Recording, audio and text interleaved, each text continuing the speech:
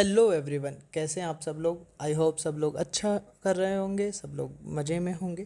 तो आज की इस वीडियो में हम लोग पढ़ने वाले हैं रेस्पिरेशन इन प्लांट्स का थोड़ा सा इंट्रोडक्टरी पार्ट। सबसे पहले तो अगर हम लोग ब्रीदिंग की बात करें तो ब्रीदिंग तो होता है inhalation and exhalation of gases, और दूसरा होता है रेस्पिरेशन। रेस्पिरेशन होता है ऑक्सीजन की हेल्प से फूड को ब्रेक डाउन करना एंड उस प्रोसेस में एनर्जी रिलीज जो होती है उसको एटीपी की फॉर्म में स्टोर करना।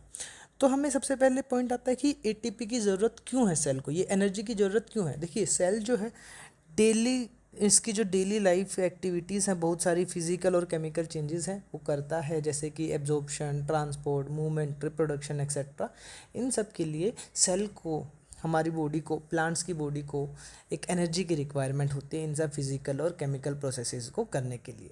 तो इसीलिए सेल को एनर्जी की ज़रूरत है। तो सेल करता क्या है, फूड को ब्रेक डाउन करता है एनर्जी रिलीज करने के लिए, और उस एनर्जी को एटीपी की फॉर्म में स्टोर किया जाता है। ठीक है, ये प्रोसेस अलग अलग स्टेप्स में होती है, अलग अलग प्रोसेसेस हैं। कुछ साइटोप्लाज्म में होती है, कुछ माइटोकॉन्ड्रिया में होती है, वो सब हम लोग देखने वाले हैं। तो देखिए, आपने फॉर एग्जांपल कुछ भी खाया, सेल्स के पास स्टार्च पहुंचा, या फिर प्लांट्स में starch as a stored food material था। स्टार्च को सबसे पहले हाइड्रोलिसिस करके, ब्रेक डाउन करके ग्लूकोज बनाया गया। अब उस ग्लूकोज का ऑक्सीडेशन करके, ब्रेक डाउन करके CO2 बनाया गया, जो कि रिलीज हो जाएगा। वाटर मॉलिक्यूल्स बनाए गए और एटीपी बनाया गया। सो बेसिकली एटीपी जो है, इस ब्रेक डाउन की टाइम पे, ऑक्सीडेशन के टाइम पे एनर्जी जो रिलीज होती है उसको एटीपी की फॉर्म में ट्रैप करके सेल स्टोर करता है। फिर हम लोग बात करें कि जो ये स्टार्च था, ये सुक्रोज हो गया या फिर ग्लूकोज हो गया, तो अगर ऑटोट्रोप्स हैं जो कि अपना खाना खुद बनाते हैं, जो कि लाइट एनर्जी को केमिकल एनर्जी में कन्वर्ट करते हैं और उसको कार्बन कार्बन बॉन्ड की फॉर्म में स्टोर कर लेते हैं, उस केमिकल एनर्जी को। कहाँ पे, ग्लूकोज हो गया, सुक्रोज हो गया या फिर स्टार्च हो गया। अगर हम लोग बात करें उन एनिमल्स की जो कि खाना खुद नहीं बनाते हैं, वो भी डायरेक्टली और इनडायरेक्टली प्लांट्स के ऊपर डिपेंड करते हैं। हर्बीवोर्स जो है वो डायरेक्टली प्लांट्स के ऊपर डिपेंड डायरेक्टली करते हैं कि प्लांट्स को खाते हैं, वहाँ से उन्हें फूड मिलता है। और जो कार्निवोर्स हैं वो हर्बीवोर्स को खाते हैं, तो इनडायरेक्टली वो भी डिपेंड करते हैं। तो सब एनिमल्स जो है डायरेक्टली और इनडायरेक्टली प्लांट के ऊपर डिपेंड करते हैं। तो और फिर अगर हम लोग नेक्स्ट पॉइंट पे आएँ कि जो ये ब्रेक डाउन है फूड मटेरियल का, जो ये पूरा मैकेनिज्म है ऑर्गेनिक सब्सटेंसेस को ब्रेक करने का सेल के अंदर एनर्जी रिलीज करने के लिए, ताकि उससे एटीपी प्रोडक्शन किया जाए। तो इस प्रोसेस को, जो पूरा प्रोसेस, जो पूरा मैकेनिज्म सेल के अंदर हो रहा है, उसको हम लोग बोलते हैं सेलुलर रेस्पिरेशन। और जो ये सब्सटेंसेस थे, जो ऑर्गेनिक सब्सटेंसेस थे, उनका जो ब्रेक डाउन हुआ, ऑक्सीडेशन हुआ, उन सबको हम लोग बोलते हैं रेस्पिरेटरी सबस्ट्रेट्स। अब जो रेस्पिरेटरी सबस्ट्रेट्स हैं, कार्बोहाइड्रेट्स भी हो सकते हैं, फैट्स भी हो सकते हैं, प्रोटीन्स भी हो सकते हैं, या फिर अलग अलग ऑर्गेनिक एसिड्स भी हो सकते हैं। अगर हम लोग अभी सेलुलर रेस्पिरेशन का बात कर ही रहे हैं, तो अगर हम लोग उसके कुछ फीचर्स की बात करें, सबसे पहले तो जो सेलुलर रेस्पिरेशन है, इसमें जो अलग अलग, जो ग्लूकोज हो गया फॉर एग्जांपल, उसमें जो कार्बन कार्बन बॉन्ड्स में जो एनर्जी स्टोर है, ऐसा नहीं होता कि सिंगल स्टेप में सारे बॉन्ड तोड़ दिए जाए और एनर्जी रिलीज़ कर दी जाए, ऐसा नहीं होता है।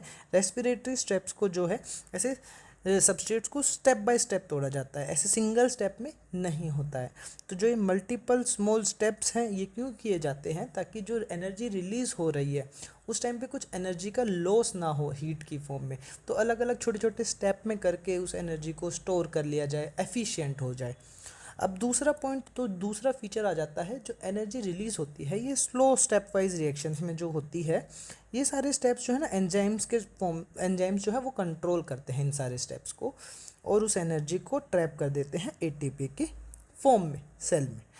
तीसरा जो इसका फीचर है, ये एक एम्फीबोलिक प्रोसेस है। एम्फीबोलिक प्रोसेस मतलब इसमें कैटाबोलिज्म, ब्रेकडाउन, और एनाबोलिज्म, सिंथेसिस, अलग अलग मॉलिक्यूल्स का होता है। जो जो कार्बन स्केलेटन होता है, अलग अलग हम लोग मॉलिक्यूल्स बनाते हैं, जैसे ग्लूकोज को तोड़ के पायरुवेट बनाया। ठीक है, तो जो ये अलग अलग जो स्टेप्स पे अलग अलग मॉलिक्यूल्स बन रहे हैं, जो उसमें अगर किसी स्टेप में एनर्जी रिलीज हो रही है उसको तो एटीपी की फॉर्म में स्टोर कर ही लिया, साथ में जो अलग अलग मॉलिक्यूल्स जो रिलीज हो रहे हैं उनको अलग अलग, किसी और बायोमोलिक्यूल्स को अगर सेल को ज़रूरत है तो उसके एज ए सबस्ट्रेट भी यूज़ किया जा सकता है उसके बायोसिंथेसिस में।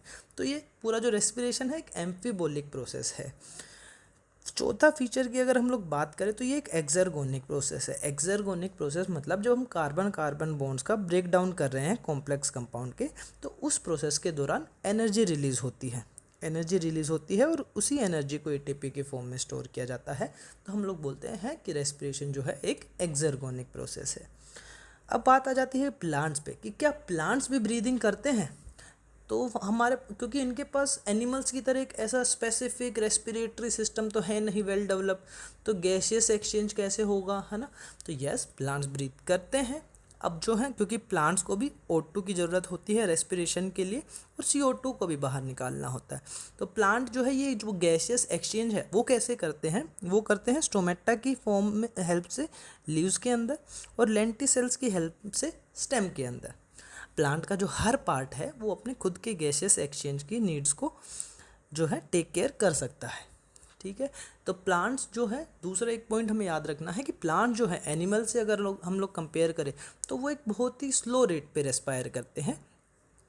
और जो प्लांट्स के अंदर अलग अलग पैरेन्काइमा सेल्स हैं, रूट में, स्टेम में, लीव्स में, वो ना एक दूसरे के साथ ना इंटरसेलुलर स्पेसीज के साथ कनेक्टेड होती हैं। तो जो स्पेसीज हैं उनके थ्रू वो गैसेस एक्सचेंज में हेल्प करते हैं। तो हर सेल किसी ना किसी तरीके से जो गैसेस हैं वो एक्सचेंज करता है, जो है गैस के कांटेक्ट में रहता है और CO2 और O2 का एक्सचेंज कर लेता है।